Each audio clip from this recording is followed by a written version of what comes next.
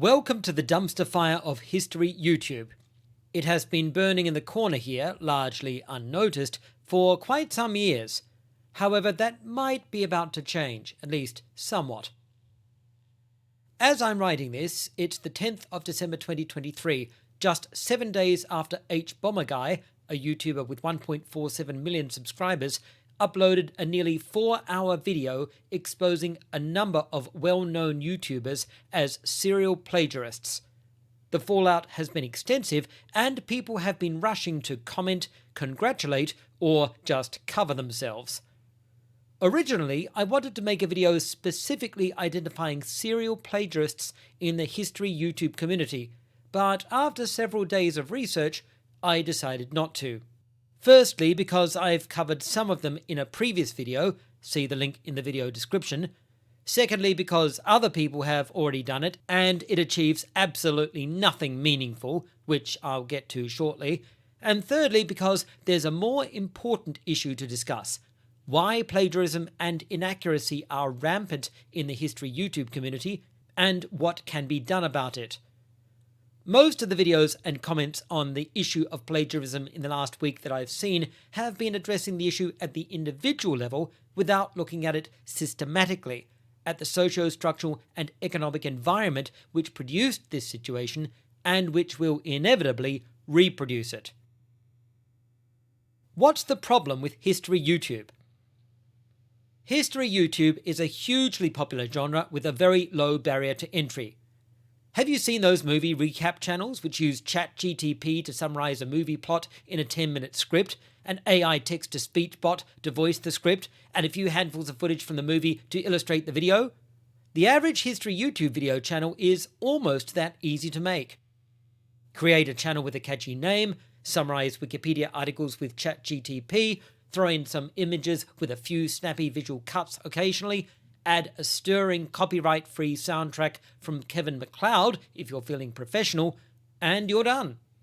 If you gain a sufficiently large following, or if you have enough money to spend, you can create a content farm by assembling a team to select easy-to-digest information from publicly available tertiary sources such as Wikipedia, Medium, news services, and other sites, generating video scripts very quickly because you don't need to spend time on proper research. You have one or two people web scraping this information and producing your script, you voice the video, and an editor throws it all together. If you keep these to a length of 10 to 15 minutes, you can generate a large number of them on a regular basis for a significant sum of YouTube ad revenue every month. If you're reasonably careful, you can technically skirt along the edges of plagiarism without actually committing it, or at least preserve plausible deniability while making a lot of money. Probably 60 to 70% of history YouTubers are doing this at some level, including some of the largest, such as Simple History, Extra History, Kings and Generals, and Mark Felton. See the link in the video description for a video I've made covering those channels. It's somewhat out of date now, since a couple of those channels have improved slightly, but most have remained the same or become even worse, and it's still useful to understand how the average history YouTube channel works. The key to making this kind of content farm is speed, so you need to cut some corners, and you cut them at the point of greatest time expenditure, the research. Identifying a sufficient number of reliable sources, reading those sources, selecting useful information, synthesizing the sources into an accurate, informative narrative covering the topic in sufficient detail, writing and revising the script so it's clear and accessible to the audience. All that takes time. A lot of time. If you see a channel pumping out a large number of scripted videos with animation or fancy visuals at a remarkably high speed, you should guess someone involved in the production process is cutting corners with the research and scripting, and they may well be plagiarizing at some level. And that brings us to another question, particularly relevant to Bomberguy's video. Why history YouTubers get away with plagiarism? History YouTubers have been called out for plagiarism before, especially some very large channels. Simple History has been called out for plagiarism, particularly for recycling Wikipedia articles. Extra History, formerly Extra Credits, has also been called out repeatedly for plagiarism. Casual History has been called out for plagiarism. Mark Felton has been called out for plagiarism on several occasions. Maybe you haven't heard about any of this. Well, you could be forgiven for that, since, with the exception of Extra History, none of these channels were really affected by the accusations, mainly because they weren't coming from anyone with a large enough platform to get people to pay attention. The only reason why Extra History was affected was that they were called out by some of their own patrons, and the channel's unrepentant response was so shocking to the other patrons that they received serious backlash. Another reason why they weren't affected is that for some strange reason, viewers of history YouTube channels often seem remarkably forgiving of their favourite channels plagiarising content or even presenting bad history. I think some of them are just too big to fail, but I think it's also due to the fact that many people seem to regard history plagiarism as different to other plagiarism because history tends to get treated as a common property shared by everyone. There also seems to be a misunderstanding of how historical research is supposed to work. If you're providing media analysis and you plagiarize someone else's work, people get irritated. But if you're providing historical analysis and you plagiarize, people are more likely to say, oh, well, they obviously just had the same opinion and they have access to the same sources, so of course they're going to sound similar. There's only so much two people can say about the same historical event without repeating each other. But in reality, plagiarism in historical analysis, whether written or on YouTube, is the same as plagiarism in every other field. It's always about the simple issue of someone using someone else's work without attribution. Maybe you paraphrase a historian's book or article improperly, or borrow from their conclusions but don't cite them. Or maybe you lift a particularly insightful phrase from another history YouTuber, or maybe you come to the same conclusion as someone else and use their ideas to express your own, using slightly different words, of course, but not citing them. It's all still plagiarism. Should YouTubers cite their sources? I'm a member of a large Slack group of history YouTube channels. Membership is by invitation only, so you need an existing member to invite you and justify your inclusion to the other group members. Subsequent to the release of H. Bomber Guy's channel, there has been quite a flurry of activity in this Slack group. Some members are scrutinizing their previously released content to check if they have followed appropriate sourcing practices, while others are starting to consider the use of citations and are asking questions about the best way to do this. One or two creators are actually updating their previous videos by adding reference lists and citations to the video descriptions to provide validation and avoid charges of plagiarism. I find this particularly interesting since I have raised the issue of citations and proper referencing in that Slack group several times previously, proposing a collaboration between history YouTube channels to define, adhere to, and inform their audiences on what constitutes good citation practice. However, despite having a few discussions with some other history YouTube creators, the conversation has always died out due to general lack of interest, caused mainly by the perception that it was too much work for insufficient return.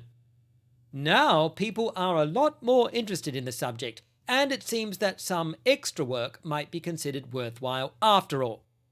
To be totally clear, the majority of the channels in the Slack group of which I am a member aim for diligence in research and often cite sources in some way, even briefly or in summary, either on screen or in a list of references in the video description, or even both.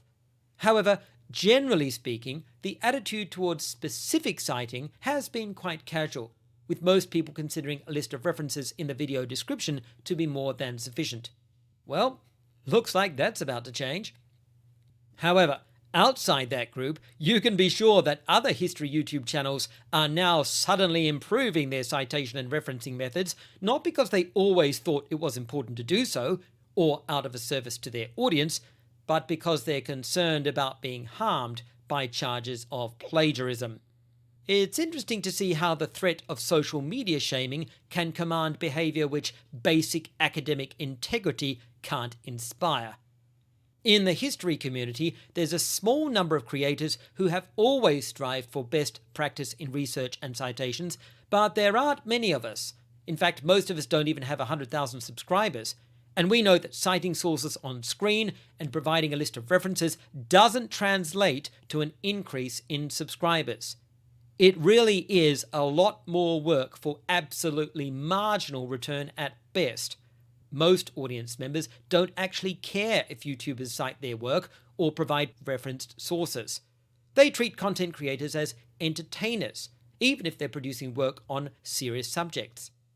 Well, hopefully now you're finding out from H. Bomber Guy why that's a bad attitude. And that leads us to the next issue. Audiences and creators encourage bad practices. After all the hand-wringing over YouTube plagiarism has died down, the systemic practices and structures which incentivize and encourage it will still remain. So it will still remain. On the content creator side, the understandable desire to be paid for work will incentivize corner-cutting content to make the most of YouTube ad revenue, and carefully edited content made to appeal to sponsors and advertisers. When money is on the line, it's easy to make the decision to choose the low-effort path when researching and editing, and to avoid subjects and content which may be objectionable to potentially lucrative sponsors and advertisers. Any monetized or sponsored content creator faces this problem, and I know it's an ethical challenge for many of them. Frankly, if you're a creator and you feel ethically pressured by sponsors and YouTube's monetization practices, that's a good sign you have a functioning conscience and personal integrity, and I completely sympathize with you. This is one of the reasons why I made the decision from the start to never monetize my videos or take sponsors. However, since I make my living as a freelance technical writer, lecturer, and teacher, and I work 7 days a week, any time I take off to work on a video is time I could have used to make money. Consequently, every time I create a video, it costs me the money I could have earned working. I have to decide, shall I spend 10 hours this week working on a video, or 10 hours this week earning $300 to $500? This is one of the reasons why I typically only release 1 or 2 videos a month, to spread out the amount of lost revenue they cost me. You don't pay for my videos, I pay for them. Also at the creator end, there's the ever-present lure of the mysterious algorithm. Creators are always tempted to jump on the latest trend, and since these trends move fast, they require content to be produced as quickly as possible, leaving very little time for careful thought, accurate research, and proper sourcing. Consequently, I tend to ignore trends, even if I think the conversations they raise are important, since I just don't have time to respond to them in any real depth. In this case, I'm already responding a week later after the trend is already basically dead, the discussion has already passed through 3 generations on Twitter, and when people will be starting to forget about it. But I still think the topic is worth additional comment because a lot has been left unsaid, particularly about the systemic aspect of the topic. There's another way in which creators encourage bad YouTuber practices, and that is by promoting YouTubers who use them. Large channels in particular, especially those with an excellent reputation, sometimes recommend other channels for various reasons, possibly because they agree with them in principle, or because they believe those channels are raising important issues which require more notice. However, sometimes the channels being promoted are committing very poor practices, which may or may not include plagiarism, but often do include spreading false historical narratives through poor sourcing and inadequate research. I don't want to name names because none of this is intentional or malicious, but some larger respectable African American channels sometimes promote Afrocentric channels which make some very low quality historical content, some of it on the level of the worst History Channel trash. Good pro-Africa and pan-African channels in general have a hard time gaining respect due to being algorithmically adjacent to or unjustly associated with some particularly bad black conspiracist channels, and this is not helped when large creators, whether black or not, promote the poorer quality channels. There's a serious need for some real housekeeping in that area, ideally from within the community. If you want to see a YouTuber who has done some work in that area, I thoroughly recommend subscribing to the YouTube channel Andrewism and following them on Twitter. See the link in the video description. I've made a few videos critiquing one large African history YouTube channel with over 700,000 subscribers, but I'm not really calling them out further, partly because I think they are genuinely trying to do their best and they're not malicious or deliberately deceptive. They're just very uncritical and careless with their sources, and partly also because I think there are far worse offenders. There's a Twitter account with thousands of followers called Great House, which makes misleading content with poor sourcing, inadequate citations, and completely unsubstantiated claims, accompanied by deliberately inflammatory language, which often massively overstates what their own sources say.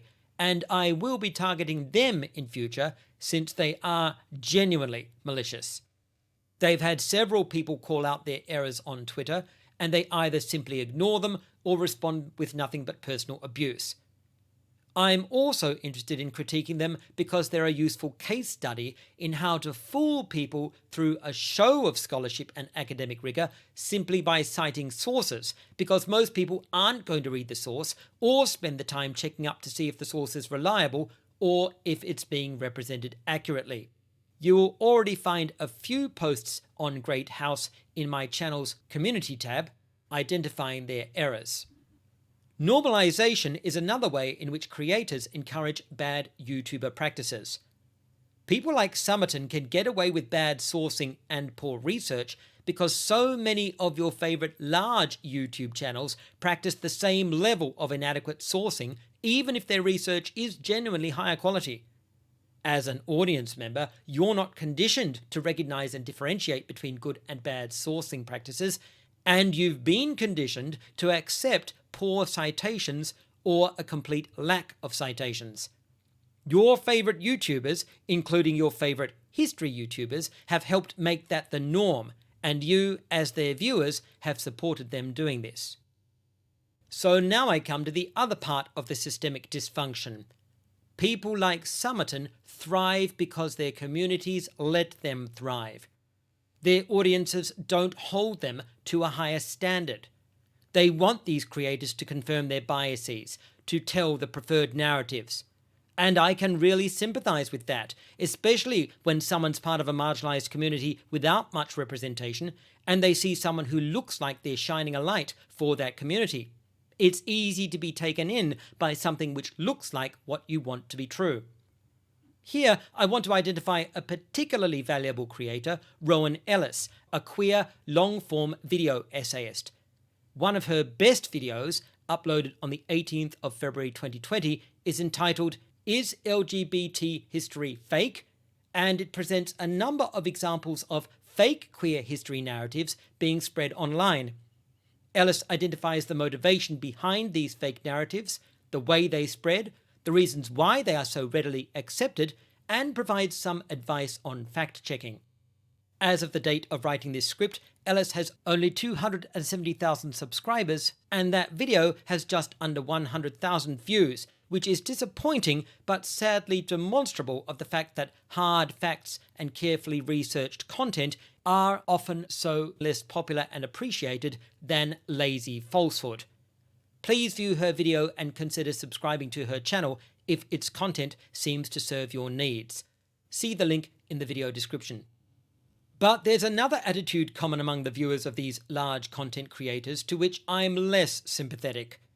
So many of their viewers just aren't interested in fact-checking them. They've excused them by saying, "It's only YouTube, not a doctoral thesis," and "No one wants an academic lecture, I'm just here for the entertainment." Well, I hope you were entertained by James Somerton because you weren't getting anything else. So why did it take so long for people to catch on to Somerton's plagiarism?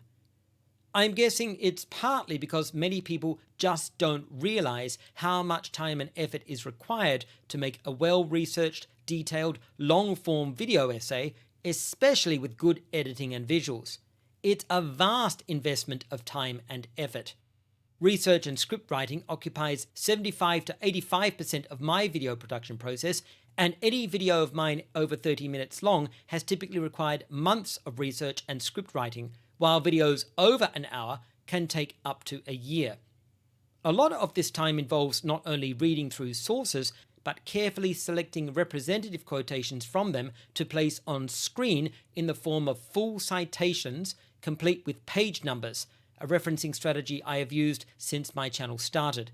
I also place a link in my video description to a page on my website showing my complete list of references, including any I read but didn't cite in the video itself. I also make a point of including references which don't agree with me, again, even if I don't cite them in the video itself, so people can get an alternative perspective. You can tell I spend most of my time on my research and script writing because my visuals are utterly basic.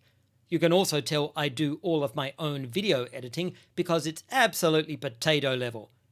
I'd love it to be better, but I just don't have the skills or the time to improve rapidly, and it's not high on my list of priorities. The most I've done in the last year is try to upgrade my thumbnails. What can be done about the problem? Some of us have been calling out YouTube content mispractices for years, especially plagiarism and poor sourcing. Apart from myself, another channel which has done very good work in this area is Fredder, who has scrutinized and exposed videos by Kraut, What If Out Hist, and Tick for poor sourcing. See the link in the video description.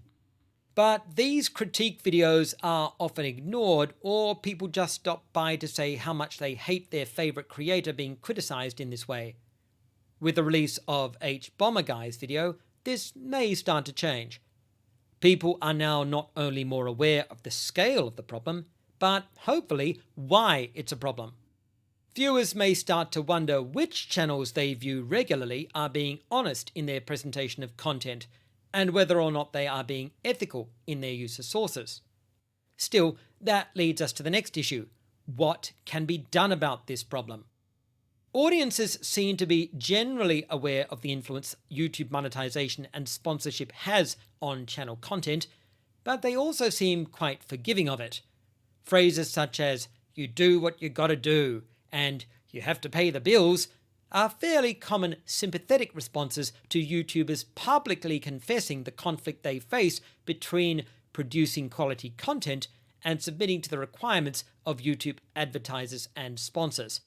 This encourages content creators to take a more relaxed attitude toward issues such as plagiarism and production integrity. Audiences also need to be more media literate so that they can be more critical in their assessment of history content in particular. Many viewers wouldn't even be sure of how to assess the quality of a YouTube video on history they're unfamiliar with, and that's exactly why it's important for content creators to identify their sources. If they don't, they reduce significantly your ability to verify what they're saying, and you might want to ask yourself why they would do that. The most charitable interpretation is that they don't think it's necessary, or they think it's just not worth the work. The least charitable interpretation is that they don't want to reveal their sources because they may have plagiarized them. If you want to do some detective work, open their video's transcript dialog box, copy and paste the text into a Word document, and save it. You could then try taking any sentence which looks long and grammatically complex, throwing it into Google in quotation marks, hitting enter, and seeing what happens. If you want to go to the next level, you could grab a few hundred words and put them into a free plagiarism checker. But really, it shouldn't be your responsibility to go through all this to fact check a video. The responsibility is on the creator to gain your trust. So if you're watching any content and you don't see a list of sources, post a comment asking for one and see what happens. If there's any permanent good which comes from this H. Bomber Guy plagiarism video, I really hope it's an increase in the level of criticism viewers aim at YouTubers. I'd really love to see the onus placed on creators to earn the trust of their audience. That's where the burden should lie. Not on you, the viewer, but on them, the creator. If you want to learn more about media literacy, such as how to differentiate between primary, secondary, and tertiary sources, learn how to fact-check an article, book, or video, or understand how to use academic tools for these purposes, my channel can help you do that. See the links in the video description.